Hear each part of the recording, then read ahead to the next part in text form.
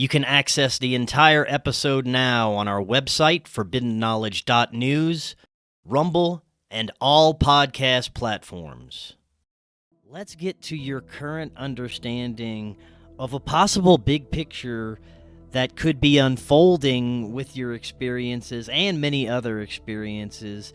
I've had plenty of guests that have very similar unfoldings as you, starting with poltergeist experiences in the homes, family members that may be involved with some sort of magical order or secret societies, military involvement, and gray extraterrestrials at some point in their lives. So this is very interesting. There's a lot of similarities with other cases, also a lot of differences, but what is your understanding of what could be unfolding here? There are also other people with very different types of, I'd say, more benevolent experiences, more pleasant experiences with different types of beings, but oftentimes these gray creatures are associated with military encounters. So what do you think is happening? Well, we know that people do have positive experiences, and that's a good thing, you know. And the difference between mine and theirs is that they were, you know, a lot of the time they're asked, you know, we're just taken as children. Right. We don't have no choice. But there is certainly, I do know there is a strong connection with the military intelligence agencies, you know.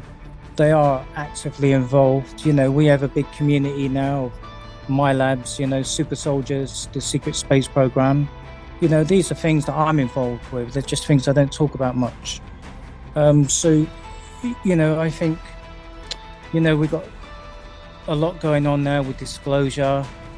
I personally don't think disclosure will come in the way in which a lot of people in the, you know, ufologists or ufology and believe it will come. You know, I think a lot of the time, you know, we're disclosure really. The people that are talking about it, the people that are having these experiences now, we're the ones that are really the disclosure. I mean, do we really need the governments to tell us what we already know? You know, they may know more, a little bit more than, obviously a lot more than us, but because they've got all the facts in front of them and are involved. But again, you know, the conferences that we have, they're good. We need to speak a lot more to other people that are not actually engaged in our communities, like Joe Blogs or you know, the everyday person on the, you know, in communities that have nothing to do with this type of phenomenon, and we need to reach out to them to gain their understanding of this type of phenomena.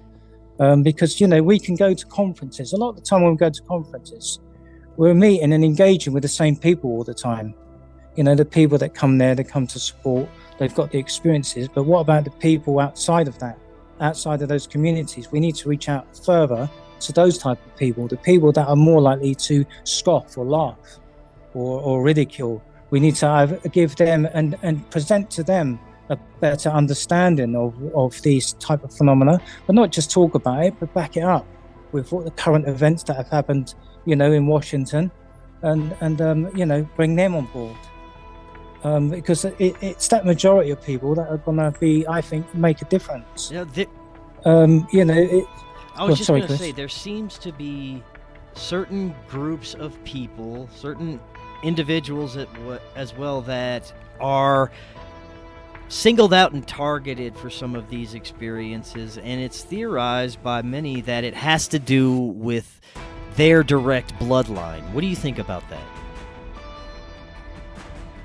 The bloodlines do have a strong link to a lot of those that have these experiences. You know, alien abductees, as I said, super soldiers have, or, you know, I call them futuristic soldiers, but they do have strong links. I believe what they are doing is, you know, with advanced technology and advanced sciences, you know, people speculate that it doesn't exist. Of course it exists. It's just hidden away from us. You know, we're not stupid. We know it exists. But you know, there seems to be a connection with particular bloodlines in families, like they've come from occult families. They're involved with witchcraft, with iron magic. Not sort of with a CK magic, and not the C. They seem to have members of the family that are involved in the military or the intelligence community. Particularly the Navy or the Department of Defense in the US, and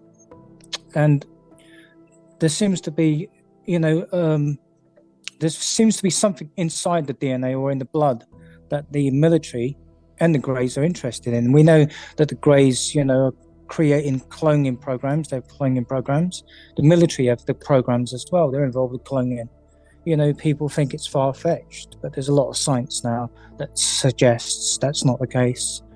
So there's a lot of things going on. I think also one of the things that what they do, especially within the super soldier communities or those that have these experiences as children and then adults in these projects, is that they are actually able now to look back into your past lives, and they're taking parts of your past lives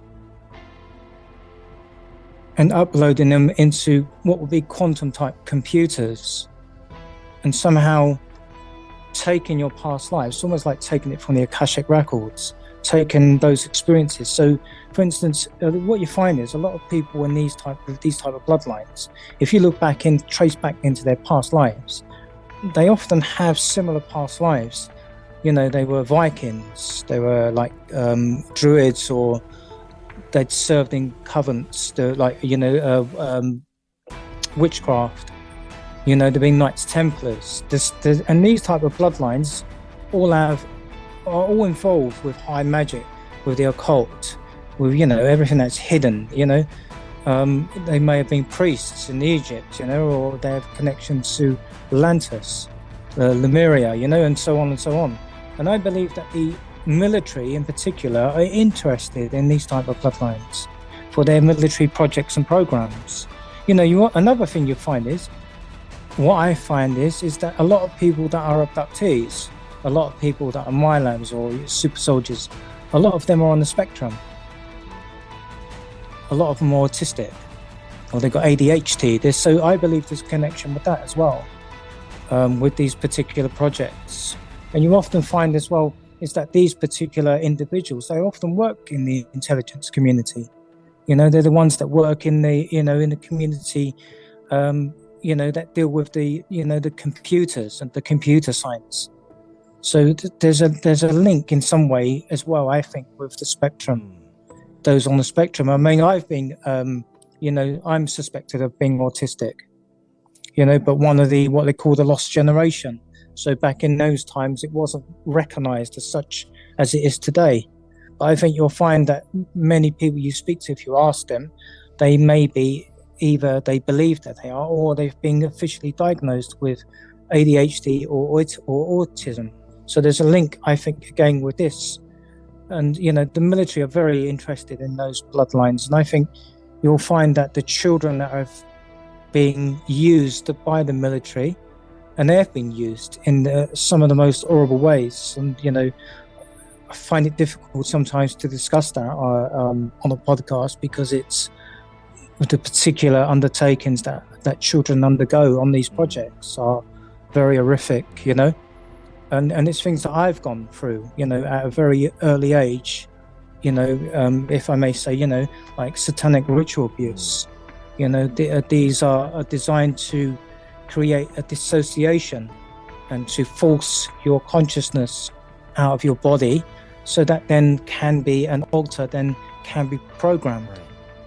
And the altars then, when your mind is split into pieces, it's still part of, it's like Humpty Dumpty, I guess, broken into many pieces. These pieces are then taken, which are parts of your consciousness. So they're part of your front altar.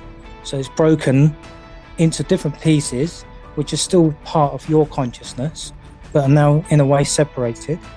These are then programmed, and they're actually placed into what we call avatar bodies.